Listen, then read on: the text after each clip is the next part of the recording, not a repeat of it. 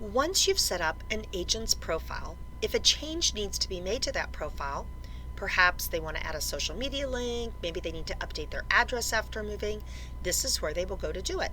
They're going to click in this upper right-hand corner on either their initials or their picture, and then click Edit Profile. Here is where they can make these changes. Maybe they've moved. Maybe they want to add their new address in here, maybe a phone number, something else on their social media. Let's add their address now.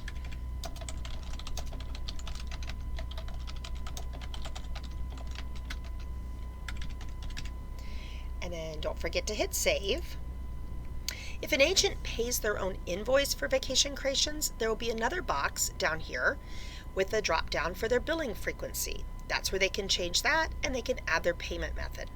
They also have a choice of their navigation preferences. Right now, when this agent signs in, they'll see the report for their vendors. Let's change that. Let's have them look at their current reservations when they sign in. Again, don't forget to hit save. And then at the bottom here is where they choose their notifications. The first one is when a customer is submitting a customer form inside their customer profile, or if they've completed a customer invite. This is if a lead has been assigned to an agent, they will get a notification.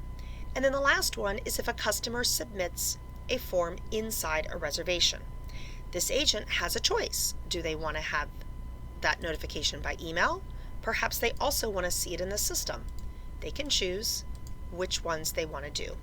And then again, don't forget to hit save.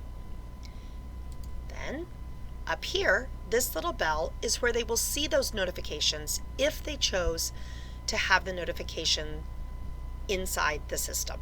And that's how easy it is for them to change their agent profile.